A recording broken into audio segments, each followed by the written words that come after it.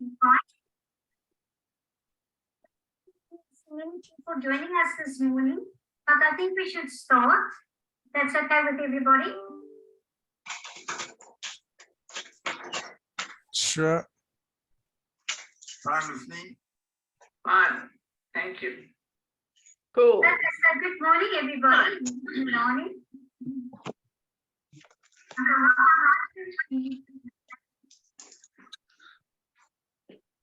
Do you also hear the echo? You do? Yeah. Yeah. Oh my word. Yes, we do. So what is happening? That's better. Is that better? Yeah, no, somebody's got, I think we've got a lot of feedback from somewhere. Goodness. What is happening with this recording this morning? Do you also hear the echo? Much Yes, better. that sounds better. Yeah, Is that's that better. Okay, well, I have stopped all live streams this morning, so I'm so sorry about that, but that seems to be causing all the echoes and the problems. So I don't know what's up with our technicalities this morning, but anyway, let us proceed. I would like to welcome everybody to the SADA quarterly webinar this morning. It's a lucky number, 1111 this morning, so I think it's going to be a wonderful webinar this morning, focusing on stroke and non-communicable diseases. First of all, I would like to welcome George Scola. George suffered an ischemic stroke in 2008. He is also the founder and CEO of the Stroke Survivors Foundation. George is an entrepreneur by heart and with pre-stroke business experience in IT, banking and property finance. George is a very passionate advocate for stroke survivors and is inspired and extremely motivated to improve post-hospital discharge stroke care and support. George, having both physical and hidden disabilities, is an influential force in the stroke advocacy workplace and uses his positive attitude, energy, and sense of humor to encourage persons with disabilities to prosper. Having survived stroke is the easy part, he says. Recovering, adjusting, and acknowledging both disability, visible and hidden, patience for the survivor and the caregivers, staying motivated and staying positive. That is the difference between conquering and overcoming, or simply surrendering and giving up. Well said, George. So George's favorite quote and motto in life is, your state in life is the manifestation of your dominant thoughts. Adapt, improvise, and overcome. Welcome, George. The floor is yours. Would you like me to share, or would you share from your side? I've allowed screen sharing. Morning, everyone. Thank you for that, Melanie. I'll share if that's okay with you. Perfect. Thank you, George.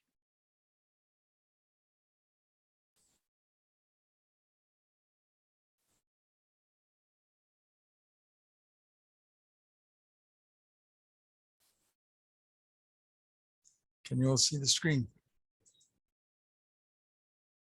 Yes, we can. Thanks, George. Can I stay with this, with what's on the screen now, or do you want a bigger image? No, I think it's fine. Okay. All right. So I do know some of you on the group. So morning to all of you. And I think by now you've understood that I am passionate about improving the kind of stroke care and support that is available in this country. And yeah, so much of the heartbreak that goes into recovering from a trauma can honestly be prevented just by improving communication and support. So let me jump in. How big is the problem of stroke in South Africa? So and Melanie will know this, a couple of years ago, we went to Stroke SA, and we discovered that there's zero stroke available, there's zero stats available for stroke in South Africa. So it complicates matters a bit. So the stats that we're using in this graphic is from the Heart and Stroke Foundation. So they claim 240 strokes a day in this country, which equates to, you know, almost 90,000 strokes a year. Of those 240, 70 die. So that's roughly about 25,000. So in actual fact, we're talking about 62,000 odd stroke survivors a year. And that number just doubles in the next year. So you can see how that number can really get out of hand. And then in terms of support groups, the existing support groups in the country that we are aware of is sitting at about 30, and they have an average of 25 members. So that's 750 people of the 65,000 that receive some form of post-discharge care and support. So that's a huge number. I don't want to compare us to COVID or anything like that, but these numbers are shocking. So, and at the moment, those 61,000 people, when they go home, they struggle. And I think everyone understands that, or everyone's done it before. They go to their closest doctor, which is Dr. Google. And questions are asked on Google and answers are provided. But if you're asking the incorrect question, you'll get the incorrect answer. So that's something I did 15 years ago. It took me a while to discover what the stages of grief. It took me like a year and a half to find out about it, which kind of answered a lot of questions for me and what I was going through. So with this problem in mind, we've been working, when I say we, it's the Stroke Survivor Foundation has been working with some international organizations. And funny enough, during COVID, when everyone was stuck at home, we used that opportunity to work together and essentially come together and work as a team. And we've created a platform known as, which we've named PDSS, which is Post-Discharge Stroke Support. And our belief is that we can reduce that number of 61,000 down to zero. That means every single person can receive some form of support and care. So how do we do this? So I think we all know that in South Africa, you've got two forms of healthcare. You've got private and you've got public. And they both present different kind of matters. I don't want to say problems because that's a negative word, so I'll say matters.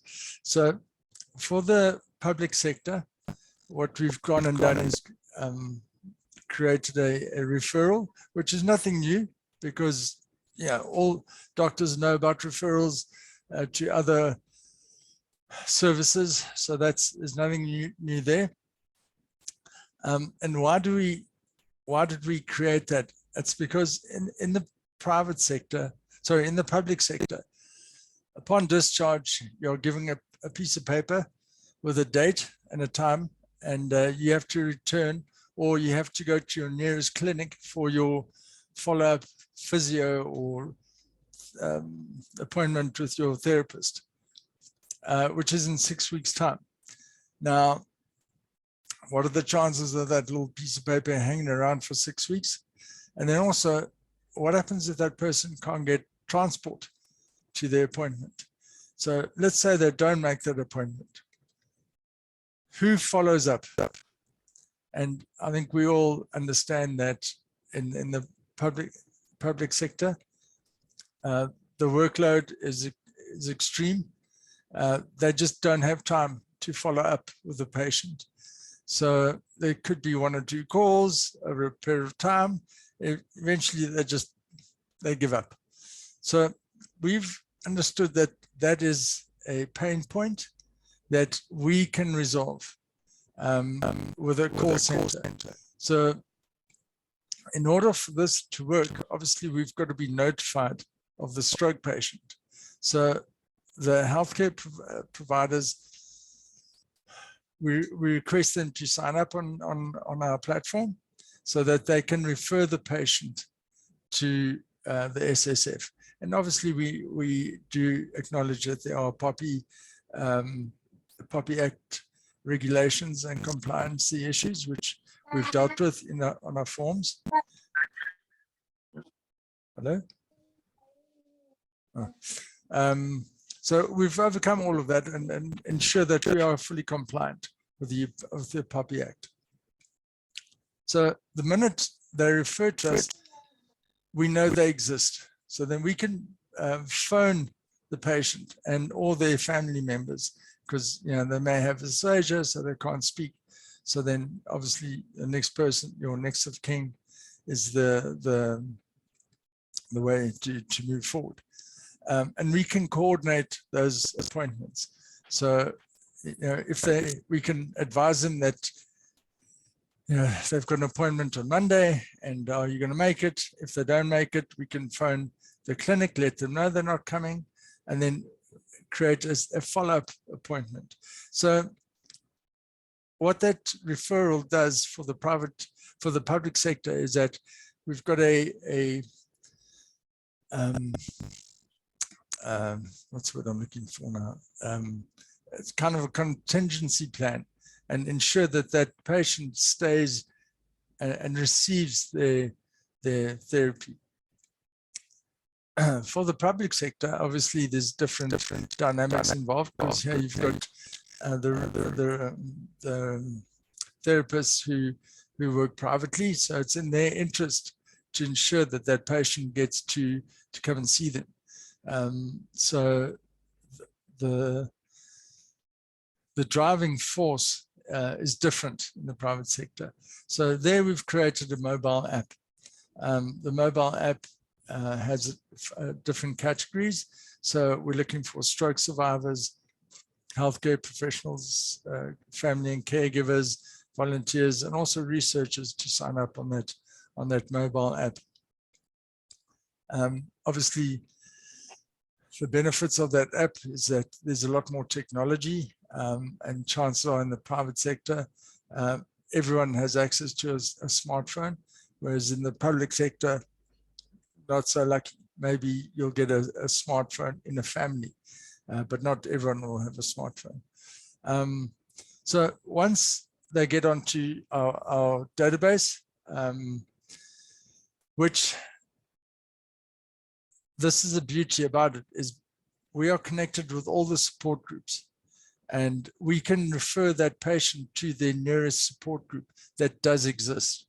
If that support group in that area does not exist, we will have the intelligence to know, or the system would have the intelligence to know, okay, there's 15 survivors in that area, so let's start up a support group in that area.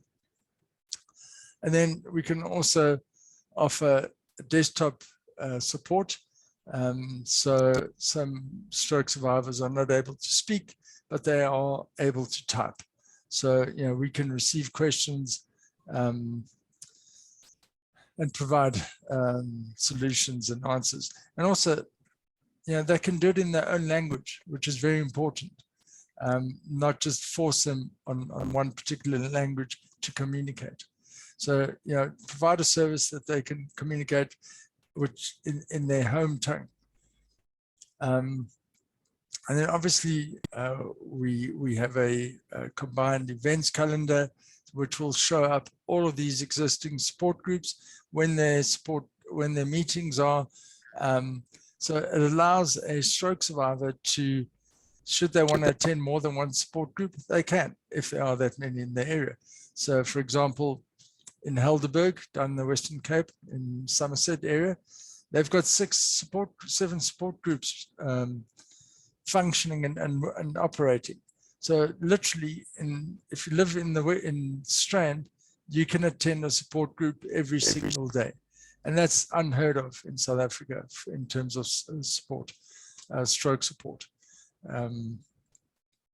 So that's how we plan on resolving and addressing the issue of stroke. So some of the features and benefits of PDSS is we're creating a community. We're facilitating a continuity of rehab, as I mentioned, with a referral. So we keep the contact between the patient and the therapist. We keep them in contact. We offer peer support and peer support and care, and that's for the survivor and their family. Now, it's often forgotten how the families are impacted by the stroke. You know, it could be the breadwinner in the family that gets that has a stroke, and that has a huge and devastating impact on the family. So, you know, how we can help them navigate through that. Obviously, once we've built up this CRM database, we're able to educate, motivate, and inspire the stroke survivor and educate the families. You know, that's simple. Well, most people think it's quite easy to transfer a patient from a wheelchair to a bed, but it's not. You know, you need to be shown how to do that. And more often than not, that doesn't happen. And one of the other important features is something that I had difficulty after my stroke. As I mentioned, everyone goes to Dr. Google, and you know, you're hoping to get the right information. But now this entire platform that we've created, we are able to disseminate information, and it becomes a push versus pull scenario.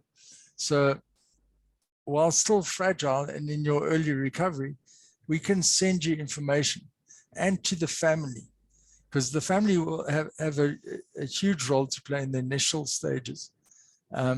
So if you can get that information at an early stage, it improves your chances of recovery. And obviously, and to the family environment, it could prevent a lot of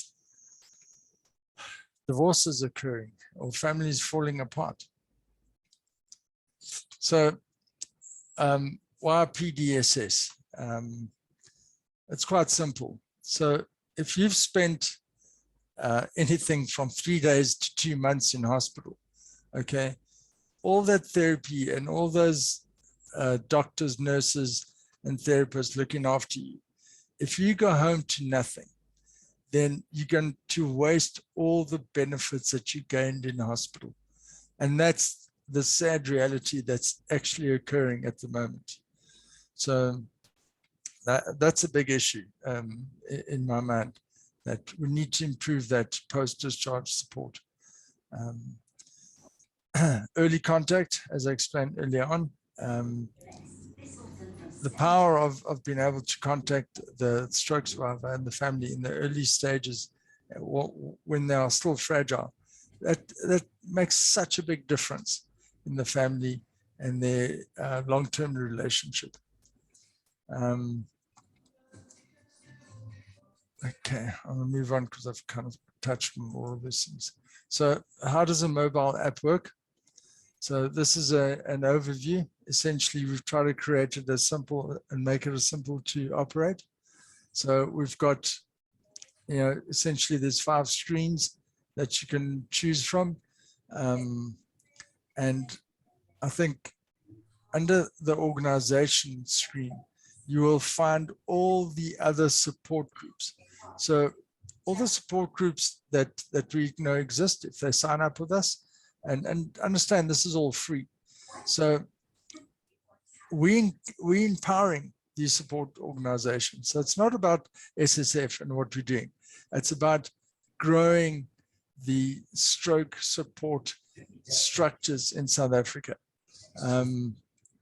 And that's why they're all listed on the mobile app. So even if you want to attend a sport group that's in a different province, maybe you can have a conversation with the members in that support group. So that gives you the power to do that, to set up chats, chat groups with that organization and various different organizations or support groups. You can create your own topic if you want, your own forums, and you can do it in your own language. So other people speaking similar languages or understand what you're writing, they can respond in your own language. So that's also quite a key feature that we've added. And these are a couple of screenshots that show here's all the support groups that are listed. And that's just the home page, which shows you the topics. So this all sounds very, very good, and the solution that we've been working on. But it can only work if we get the support of the healthcare professionals in the hospitals, and that's both private and public sector. So I know there are hurdles in place where people will say, well, yeah, we're not going to refer them because we don't have data on our phones. So we are in very high-level talks with the Vodacoms and NTMs of the world to try and ask them to zero rate our domains. If we can get to that point, then we don't have any hurdles. Then it's just 2 minutes of your time to input the patient's details, and there we have it. Zero cost to the person assisting you. So we are on a big drive from a small part of this year, but we'll pick it up again in the new year to go to hospitals, to speak to the healthcare professionals, to get them on board and encourage the referrals. So that is pretty much the presentation. That explains PDSS and what it's about, why it exists, and what we hope to achieve with our project. So thank you. Thank you so much, George. You've certainly got your work cut out for you. These numbers are mind-boggling, and just to think, how little support there is for persons with stroke post-discharge. It's very sad situation indeed. And thank you so much for your organization doing all the groundwork and promoting this tool that you have created, and to allow people to connect with you and to get the support they need. Thank you so much. Maybe we can wait for questions a little bit later, but I would like to welcome now Dr. Vicky Pinkney-Atkinson. She is the CEO of the South African Non-Communicable Diseases Alliance, in which capacity she has served from its formation in 2013. So this alliance is a health and social justice grouping of over 100 organizations that fight for NCDs and equality. Vicky was born with an NCD herself and now lives with around 20 conditions requiring management. She's also the survivor of a multiple near-death NCD experiences, which shaped her into the health activist she is today. 3.5 years ago, Vicky said that she stops her private health insurance. I would like her to talk a little about that as well. So Vicky is a nurse by profession, and today she advocates for non-communicable disease policy coherence in South Africa. With over 50 years of work experience in the health sector, it allows her a 360-degree perspective on stakeholders and spaces. Well, Vicky, welcome. We are looking forward to your presentation now. Would you like to share, or would you like me to do it from my side? Hi, yes, I'd like you to do it because multitasking sometimes gets a bit too much. Okay. George, can you just stop sharing from your side? That's better. Thank you so much. So let me just get your presentation open here.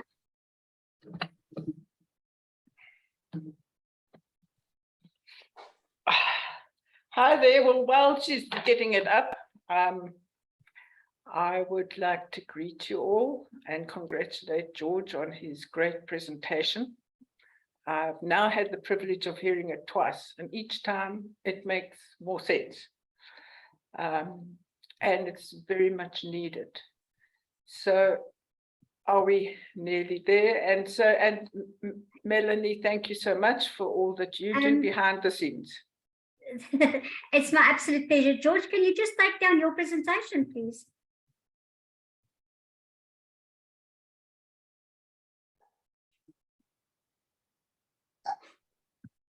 Okay, I'll just do it. Stop sharing with him. Yes, I did. Is it still there? It's still there. I don't know what is on with this thing today. I can't see that. Okay, so then I'm just going to shut that down. There we go. Over to you. Good heavens. There we are. Okay.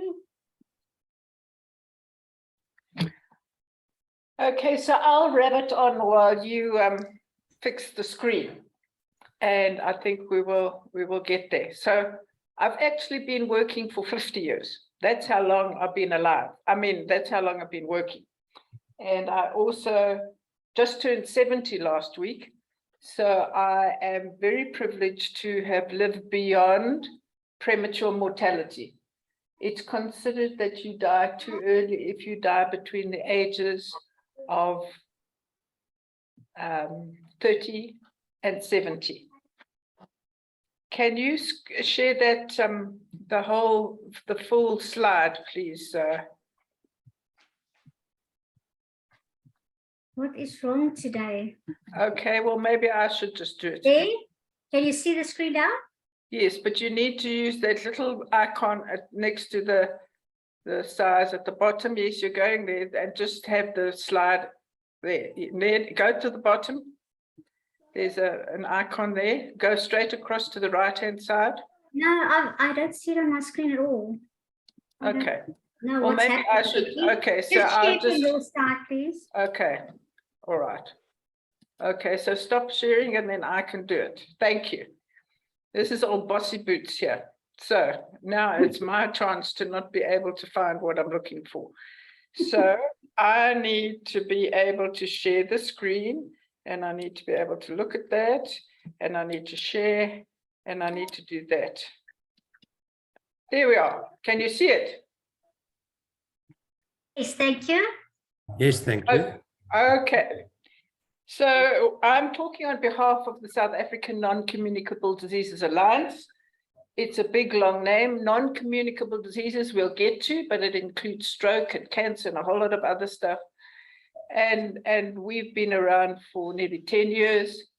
And I'm taking a slightly different view, but reinforcing everything that George has said, because it's important to reinforce each other, because I don't want to value it, but it's true. NCDs, including stroke, are neglected. And stroke is an extreme form of a non-communicable disease. I'm taking a look broader than just stroke only, and I'm looking at disability as a bigger picture. And let's go on if I can find, oh, there we go. So this is what I'm talking about. 70 years of experience. That's me. I'm not self-advertising, but this little book here was our national strategic plan for non-communicable disease, which took about 8 years of fighting and action against the government, I'm sorry to say, because they just wanted to rubber stamp an old plan that wasn't implemented and didn't work. And so as the only representative of civil society, and this is the list over here, we got this done finally in May this year, and it's been released, and I'll tell you some of the story. I was born with a non-communicable disease, which at that stage only showed up as a skin disease, and it was very ugly for people to look at. And so in the end, people complained that I was either infectious or whatever. I didn't know anything about this. And I was also, didn't go to primary school. I just was, sort of stigmatized because you could see the illness. Now I'm at the other end of my life. I really don't have those skin symptoms, but my body has been ravaged by the disease, and I have lots of physical and mental issues that I need challenging. So I'm trying to bring those together. And on the right-hand side, including SADA, the South African Disability Alliance, these are the group of people that it took to get this policy changed. And we focus on policy because unless we have some kind of a legal basis apart from the Constitution, we don't get things changed. And so we have the power and the right to work, and this group together has done it. And so it's not about, I'm trying to say this is about all of us and not just one of us, but it takes all of us as organizations and people. So this is really my premise where I'm going from, is that when we talk about disability, it's got a legal and policy arrangement. In South Africa, they have chosen over the past while to have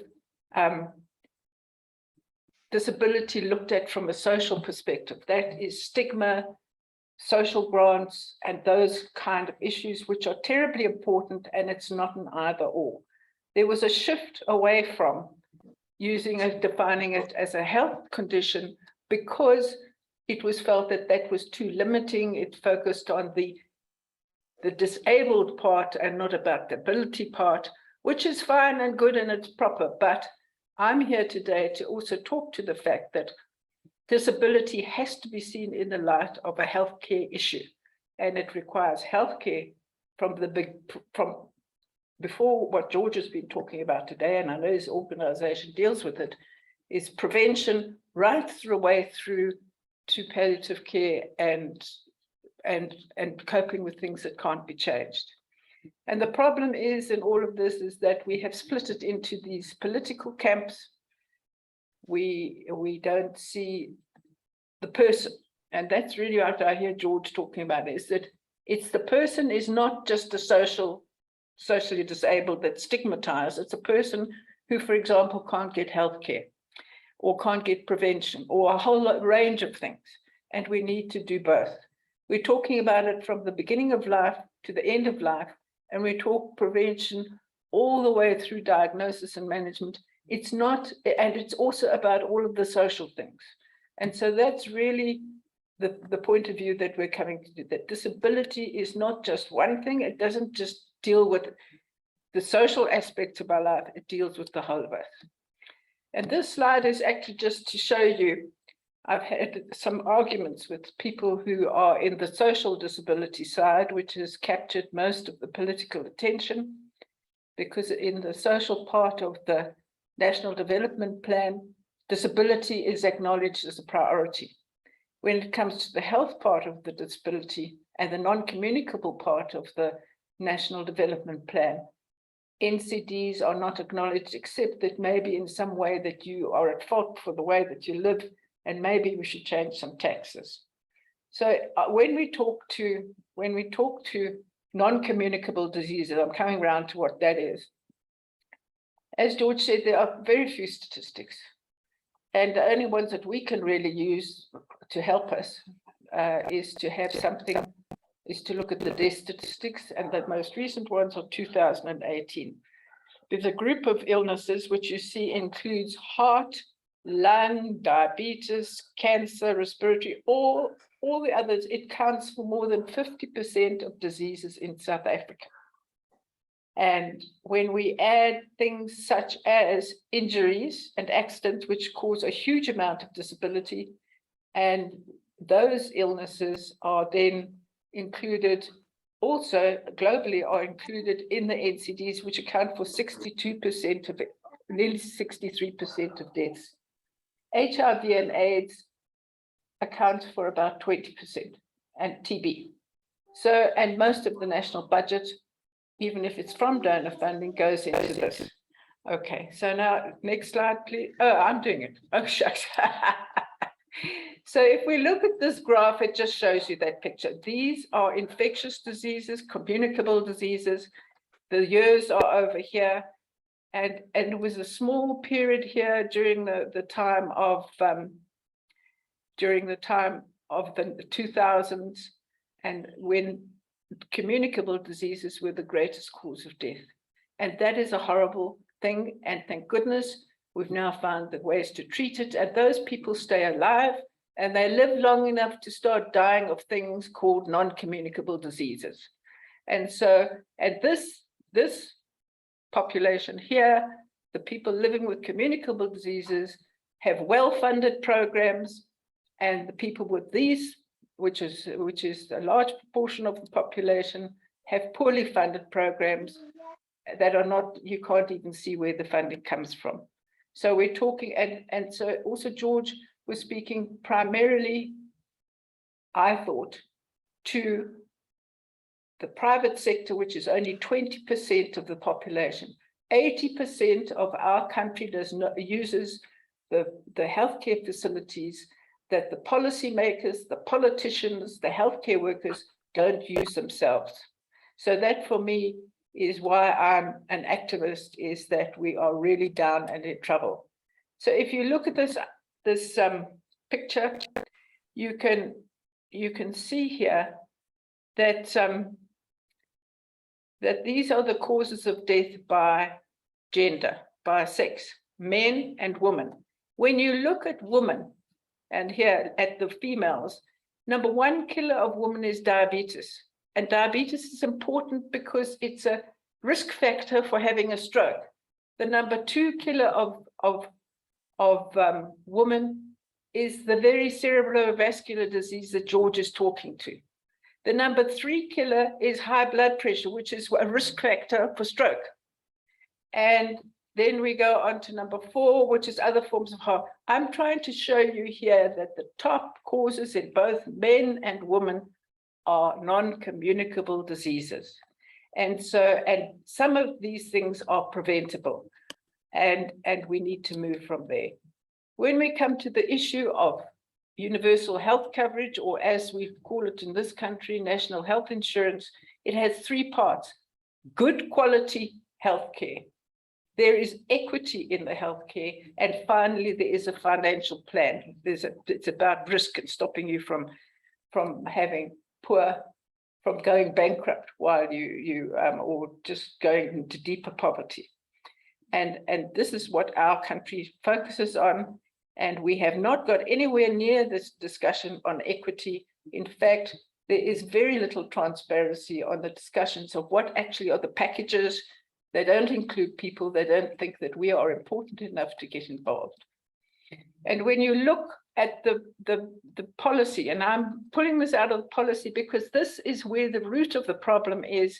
It says there is no budget. This is the medium-term strategic framework, which is based on the National Development Plan, and it says there is no budget for addressing non-communicable disease interventions. This is at a national level. Interventions, this is code here for saying you've got to find the money from somewhere else, and there's nobody's actually put a budget together for it. So at the provincial level, where implementation for all of these NCDs takes place, including the prevention, things like trying to eat properly, get exercise, things that you can change, things that you can't change, like maybe your biology and your age. There is no budget for doing these kind of things, except at a provincial level, and even then it has not been defined. There are no line items that deal with NCDs. And I think that really is me saying the whole lot, is that we need for our part, in when we talk, a stroke is an extreme example, but it goes across the board for almost all disabilities. There is a social part that needs to be dealt with, where it can be prevented. In my case, I couldn't prevent the illness. It's a genetically based illness. They should be prevented. If you're smoking, for example, don't do it, using tobacco. If you can be a normal weight, get down to it and do that. But not all of those things are within your control. You need to have good health services to control your hypertension and your diabetes. For example, diabetes is the #1 cause for losing your leg and going blind in South Africa. So we've really got to look at those. So that's, we're talking about prevention. It means getting diagnosed early. One of the biggest groups that were at risk during COVID was people living with non-communicable diseases. And these were not, there were no statistics on them. And it was because for most of the population, these non-communicable diseases were either not known about, weren't treated, and weren't screened for. And these are the groups where the greatest loss of life happened. It wasn't in the people living, although some died from, as I kept saying about it, was HIV and TB that were the at-risk group. They, in fact, many of those were on treatment for their conditions. It were all the others that didn't have good treatment that were dying in comorbidities. And then we've got to have, when you have got those conditions, and usually you don't get just one of those things. You have diabetes and lipids at this, at that, and the other. You need to have those things diagnosed and treated properly. And then when you come to long-term management, is how do you cope in your home, in your environment? You've got to remember that people who have non-communicable disease, stroke, for example, causes its own other problems, health problems that may occur. And those all need to be managed at the same time throughout the life course while being able to live a life. So I'm just asking for a bigger picture. What is good for stroke is good for all non-communicable diseases. And we need to stand together and advocate, yes, for specific illnesses, but we need to stand together to make our government and our caregivers just look to us in the future. Thank you. Thank you so much, Vicky. It's horrible to think how little support and political will is shown from government side to its citizens. We've got such a wonderful Bill of Rights, the Constitution, all the policies and stuff, but it's worthless if there's no political will and no implementation. Thank you so much for your presentation. I would like to now welcome another panelist. This is Busi Nkosi. Her husband is a stroke survivor. Busi is Vicky's wingman, or shall I say wing woman, and equally as passionate about her work in the NCD space. And she has contributed to this cause for many years. Busi, you are most welcome. I'm handing over to you. Thanks, Mel. I wonder if I have to open and drive my slide presentation, or will you do it on your side? Let me try again, Busi. I've been having so many. If you fail, I'll just. This morning. There we go. Can you see it? Ah, there. Yes. But we need to make it, put it on slide presentation. There you go. Is it better? Can you see it now? No. Better? There you go. Is it full screen now? Yes. Yes, yes. Good morning, everyone. My name is Busi Nkosi. As Melanie has just said, I work with Vicky. However, today I'm speaking as a caregiver of a person who suffered a stroke in the past. I'm a nurse by profession, and after working for many years, I am now retired and channeling all my energy towards advocating for people living with non-communicable conditions. Second slide, next slide, please. I'm going to speak about my husband, Abel, who is now 71 years old. Abel suffered a heart attack in 1991, and he was treated at Baragwanath Hospital. By then, you know, he was admitted, and by then care was still better than what it is in the public health hospitals. He was put on treatment and on anticoagulants, which he religiously took up to date. And then in 2005, he was diagnosed with diabetes, which pushed him into depression, I think, for about 6 months, because he had just lost his mother due to complications of diabetes. So he thought he was the next to follow. And in 2015, then he suffered a stroke, and within 2 weeks, he suffered a second heart attack. He had just been, I think, discharged for a few days after the stroke, and then suffered a second heart attack. So he had to go back to hospital. By now, he was receiving treatment in a private care hospitals because conditions had really deteriorated in public health facilities. Next slide, please.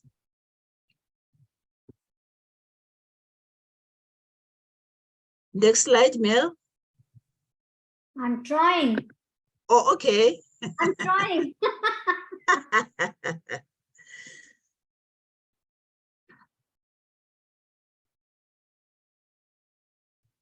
There you go. What do I do? I just want us to look at his history. You know, Vicky has alluded to the fact that, you know, it's all about lifestyle diseases. You have hypertension, you have diabetes because of your lifestyle, but it's not like that. If we look at his family history, his mother had diabetes and high blood pressure, and later she developed a chronic heart condition. All his siblings have diabetes and high blood pressure. So now the other sister is living with diabetes, cardiac, hypertension, and she's already suffering from neuropathy. And the last born suffered a stroke just, I think, 2 months ago. She suffered a stroke, and she's still receiving treatment at Baragwanath Hospital. So you can see that, you know, it's not from their lifestyle, it's actually genetic in their family, and which takes us to prevention, which I will later address. And his social history was that he was a heavy smoker until 1992. He suffered a stroke in 1991. It was difficult for him to stop smoking until he decided one day in 1992 that he will stop smoking. He was a moderate drinker. He used to play golf, and he suffered a stroke on a Sunday after a day of golf. The whole day on a Saturday he had played golf, and it was surprising the following morning on a Sunday he woke up with a stroke. He went to gym 5 days a week, and he worked as a Joburg Metro Police for 46 years. So I want to go back to the issue of prevention. Next slide, please. I want to go to the issue of prevention, that looking at his family history and his social history, something could have been prevented if there were good government programs in terms of prevention, proper management, monitoring, and evaluation. such things could have been prevented. In terms of prevention, he was a high risk. He was a high risk for a stroke. As Vicky was showing us the data, my husband had 3 risks.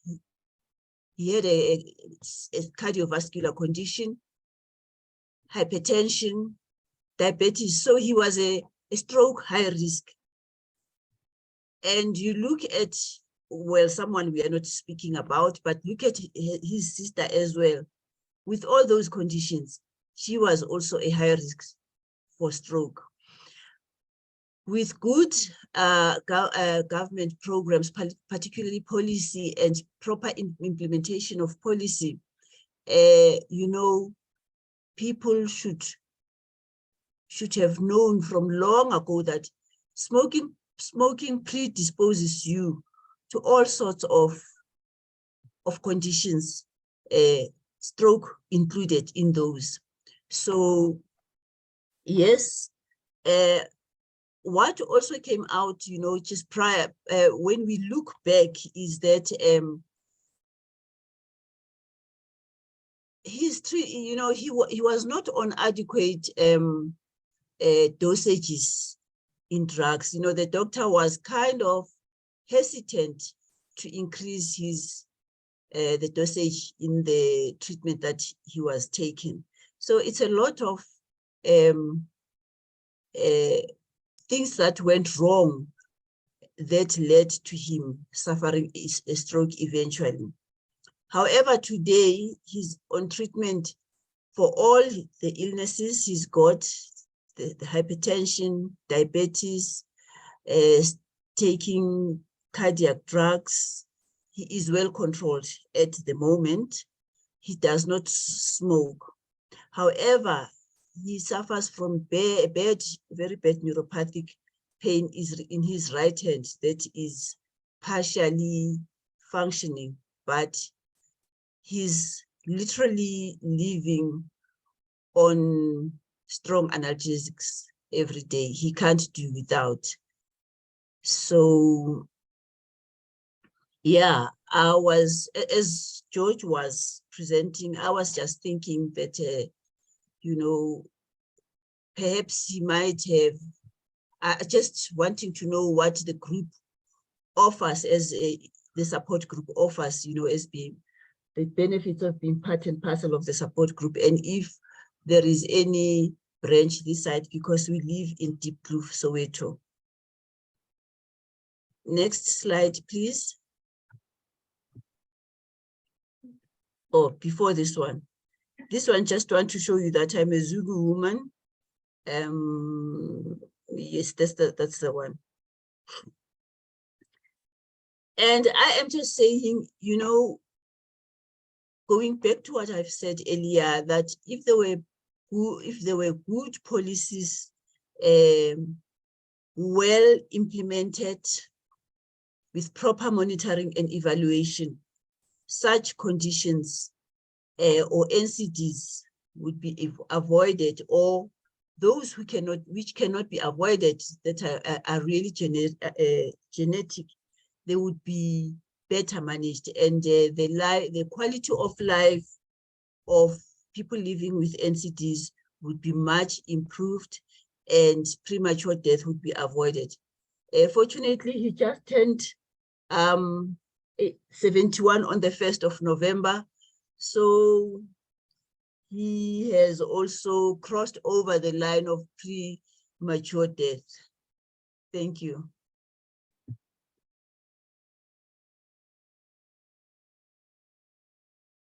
Thank you so much, Busi. I would like to know from George and, well, from all of you, the public health care facilities, how are they lacking, or are they on standard in providing the necessary care if you are hospitalized with a stroke or a heart attack? I'm now specifically referring to public hospitals.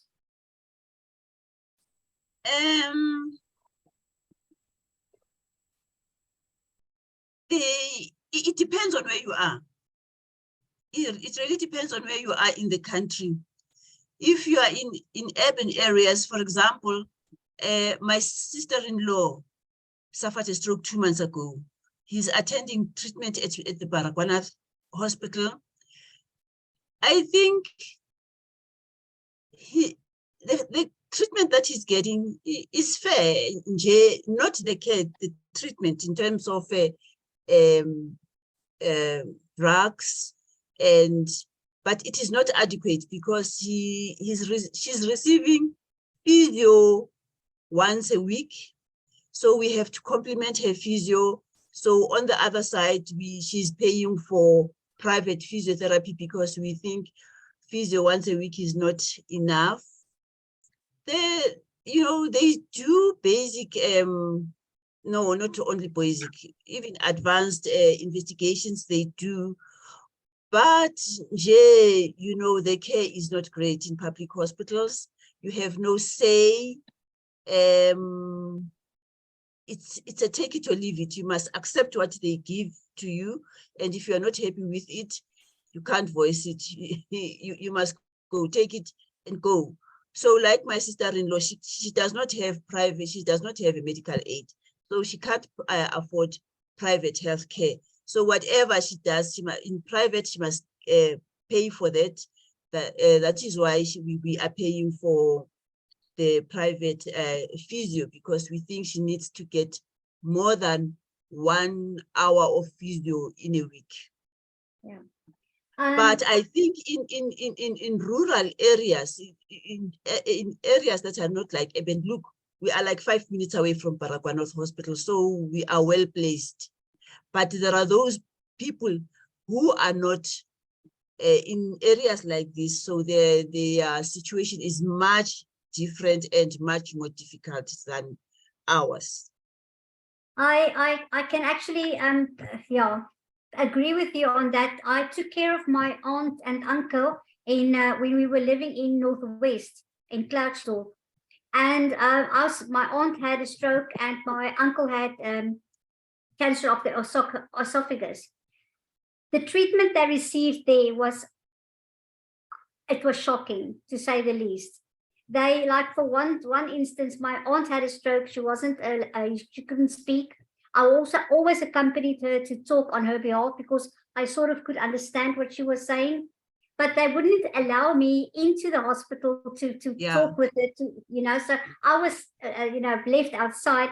Well, at one time I remember particularly she had pneumonia.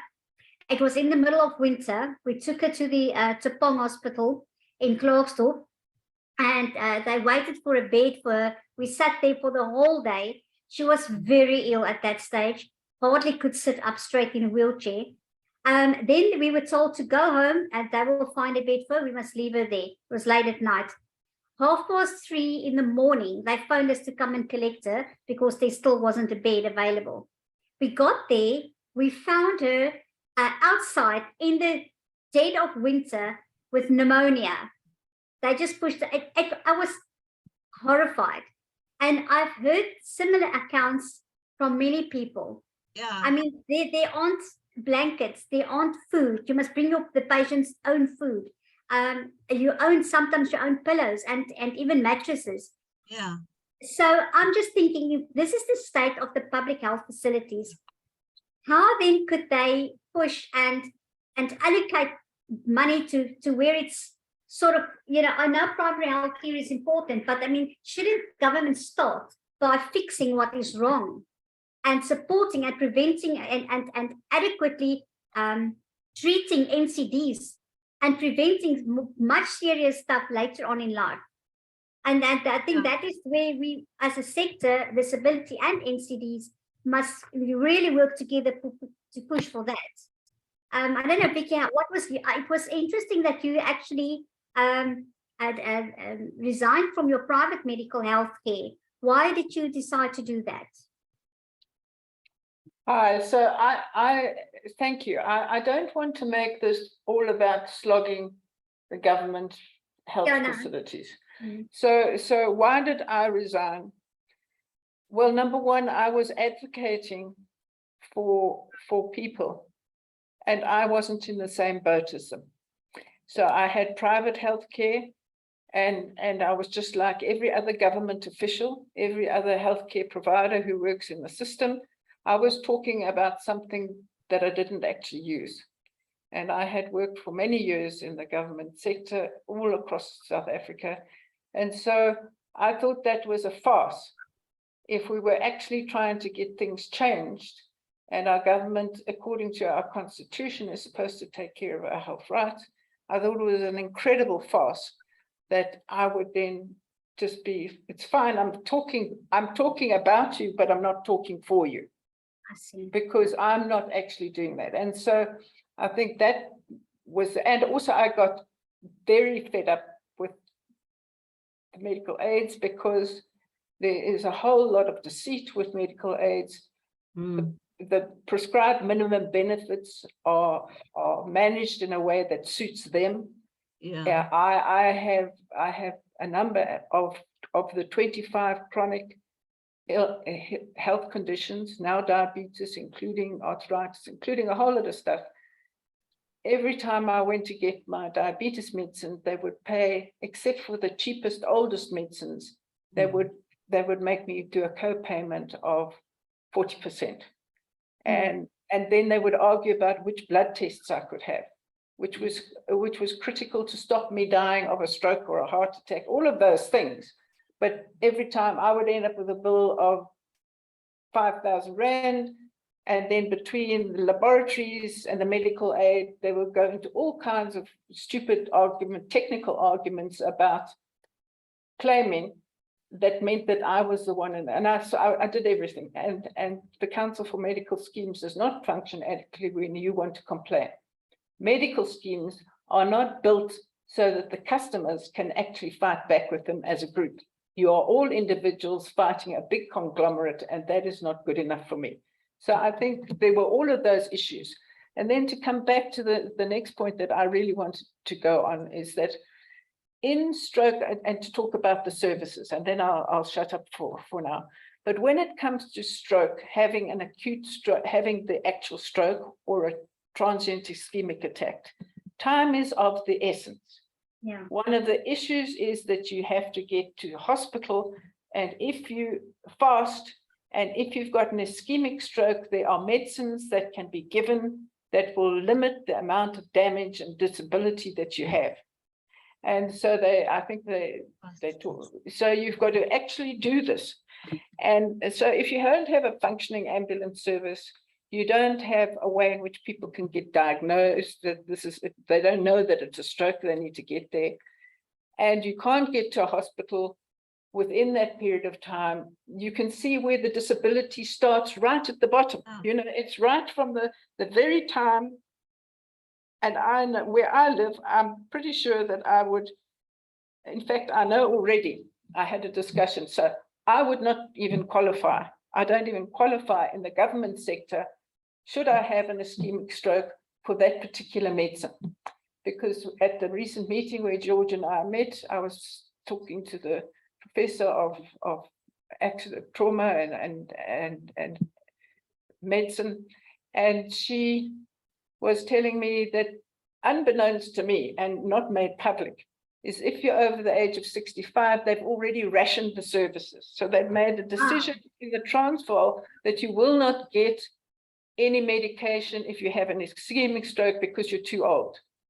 And so that means, so that has never been publicized. It's the same as if you're over 65, you don't get, in the public sector, you won't get renal dialysis if you are available for that. So there are all of these kinds of rules. So one of the issues I think is forgetting even about, it's about getting you to a hospital to be assessed and treated and recognized would be one of the most important first steps in the whole chain. Because if you can do something to prevent the severity of the stroke and its impact, that would be an important step.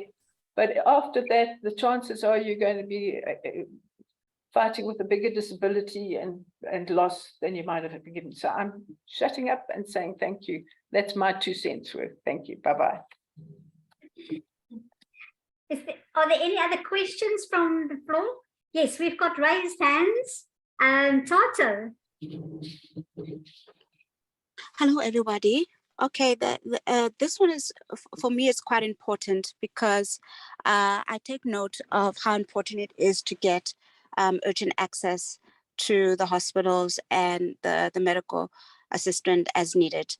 Now, one of the things that is quite alarming is that a person who may be having a stroke and they present the signs of having a stroke, they automatically need to go to the emergency hospitals. Now, I've had this experience before with my nanny on a personal level.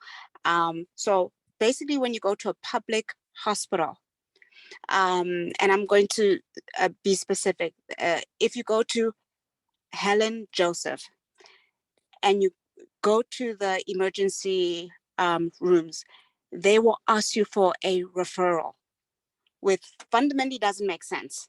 For you, they will only attend to you when you have a referral, a doctor referral, taking you to the emergency area for the Helen Joseph hospital. There's a problem here because it goes against the definition of emergency. And second of all, there is a specific policy which is allowed. Please forgive me, I literally cannot remember exactly what it is, but there's a specific policy around, and you'll even see it at the hospitals. Every patient can simply say, no, I believe I'm in emergency and I need you to assist to me. There is absolutely no need to go, and there's no need to get a doctor's referral in order to get to emergency.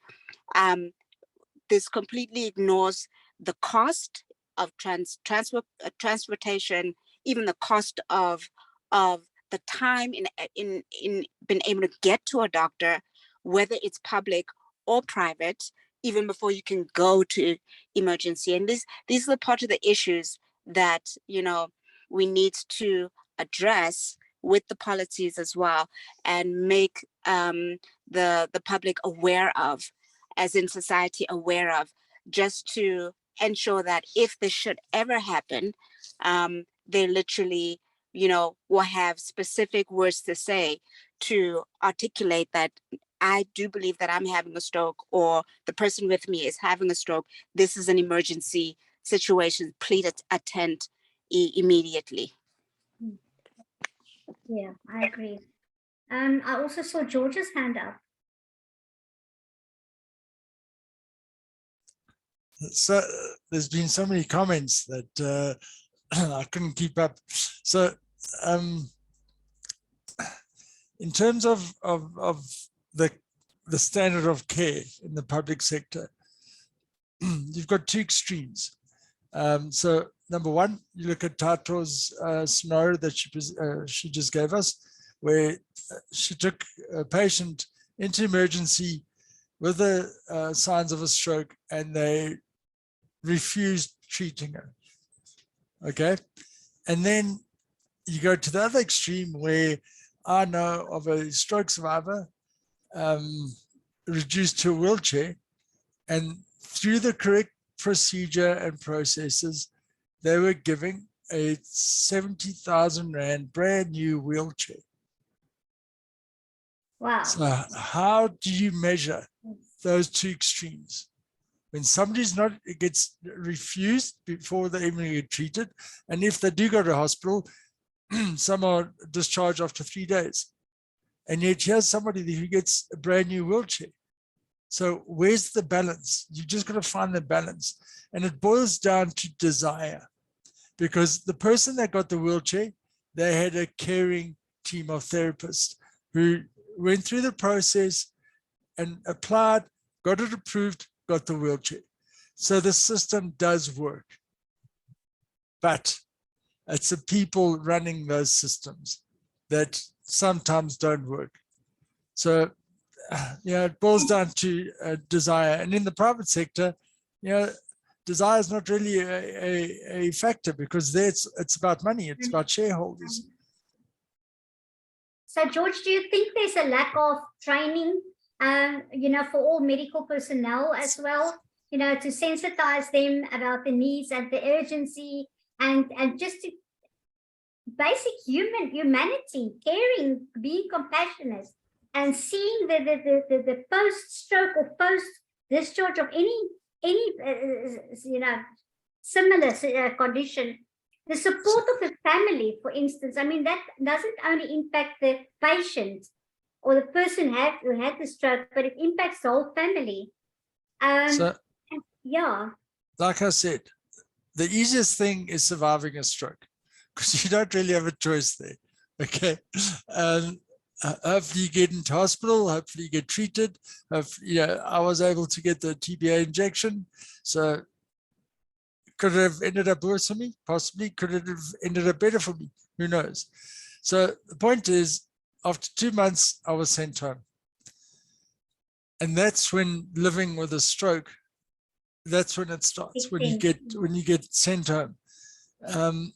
Because your family are now there to take care of you, and they have no clue about what's coming home. So training, look, in the public sector, without a doubt, understaffed, the skills sometimes are lacking, and again, desire. Do they really want to help you?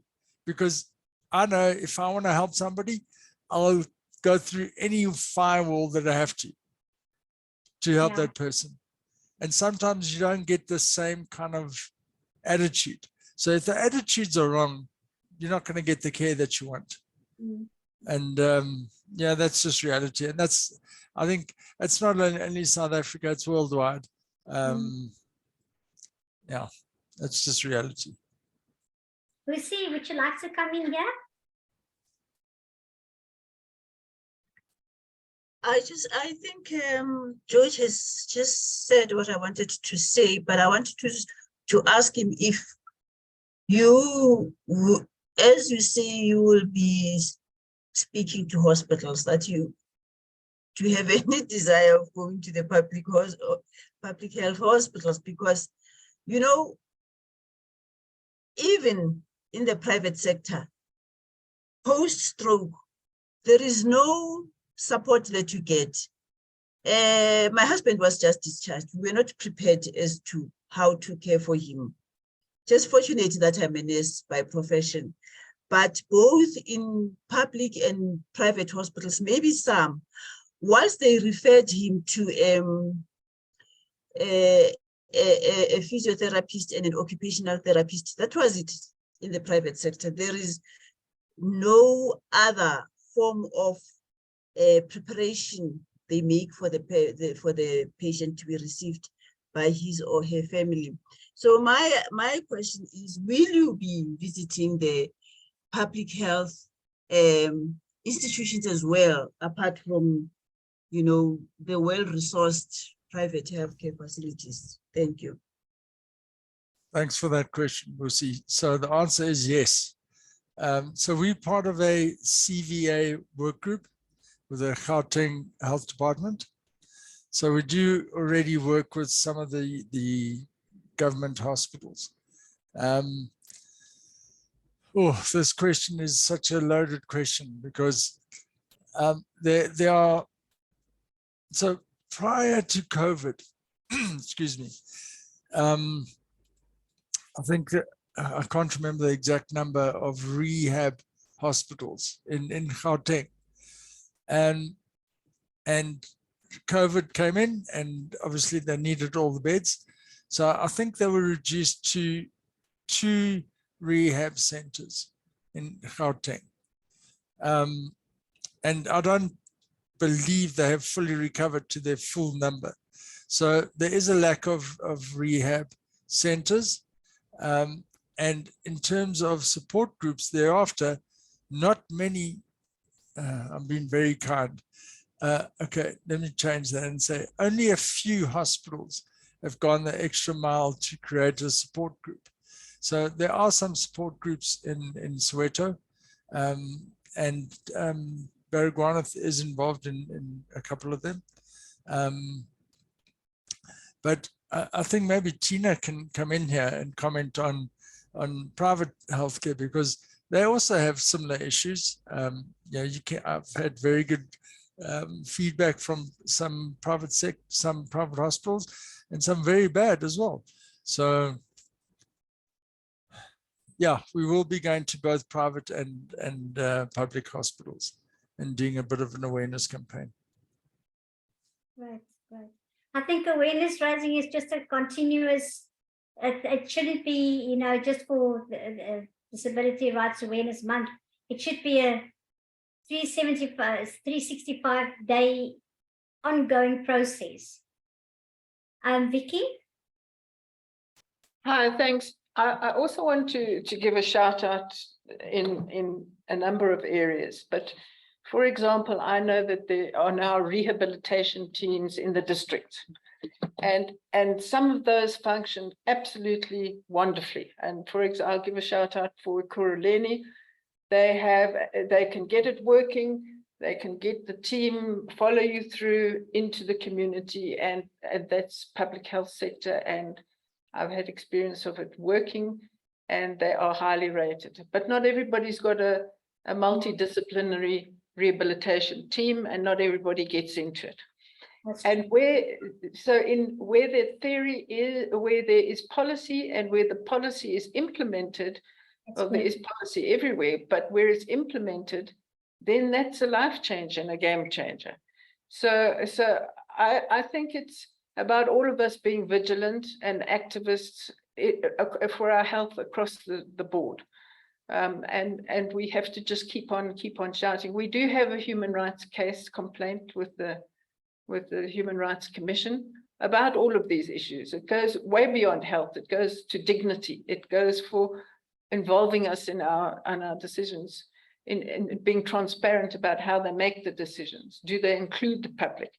So I think we ourselves, it's not about any week. I get really tired of, Disability Week or Diabetes Day, because it's one day out of 365 or 366 days. It requires us to be active and cognizant and vigilant every day. Sure, it's nice for a hyper and a media thing, but really, we don't even get funding in the NCD's disability space to talk about it. I mean, when you look at the amount of funding that's available, it goes into millions and millions of rand, hundreds of millions of rand that goes for HIV awareness, HIV this, HIV that.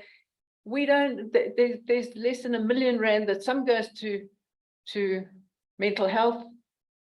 Under R1 million goes to NCD's, non-governmental organizations. And so we're fighting a very uneven battle. And I'll stop there. Thank you. Oh, Vicky, I think we all agree on that. And yeah, I think we should arrange a march or something to really get all our anger out and frustrations out, and ask everybody, public sector, government, and everybody, to pull together and to get things changed in South Africa. But I think if I can just jump in there and just put another statement forward. So in America, they receive $140 billion a year for stroke. Okay. And yet they've got the same problems we have. Really? So is the problem funding, or is the problem just society and the way it deals with disability? Or rather not deal with disability? Because it's easier to close your eyes and say, it doesn't exist, not my problem, don't want to know about it.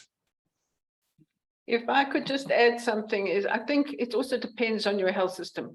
You've got to remember that America, although it's one of the most wealthy country in the world, is a federal system.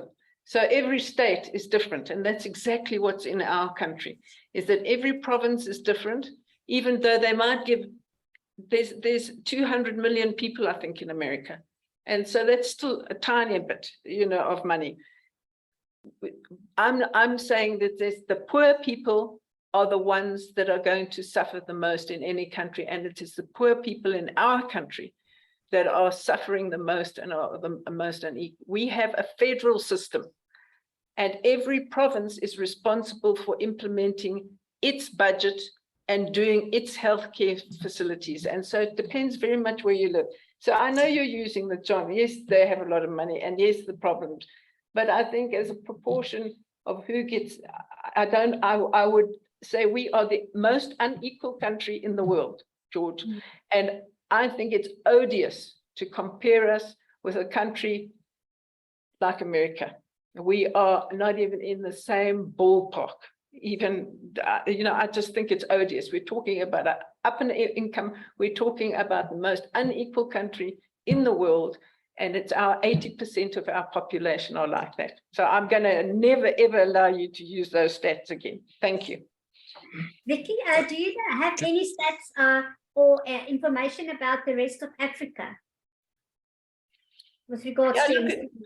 Look, the thing is about it's the same. Africa is benefited. If you've got to look at the way the politics of the world worked before 2015, they were looking at conditions they called the poor nations. They did these sustainable development goals. The statistics in Africa are appalling, by and large. There are some that are good. Many of them, you have a look. In Africa, there's only one upper income country, and I think that's Mauritius. And the rest of us are low and middle income countries. And if you look at the global statistics, it is NCDs are highest amongst the poorest people. It's not about a lifestyle, it's about a poor style. It's about how poor you are. The same things are true in many countries. Some have more integrated care, but the statistics in Africa, in all low and middle income countries, are really appalling. In South Africa, it's a very bad case because you have all these brilliant statistics for AIDS and TB on the one hand, and then you have absolutely no statistics for any other conditions. And then the funding is that much on this side and that much on that side. So it's very clear contrast, but so Africa is no different across the board. Some do better, like Botswana seems to have a more integrated system, but by and large, we are in trouble in Africa when it comes to non-communicable diseases. And you just have to look at the wheelbarrows, that do for wheelchairs, etc. Thank you. Yeah. So I'm still trying to Google what ODS means.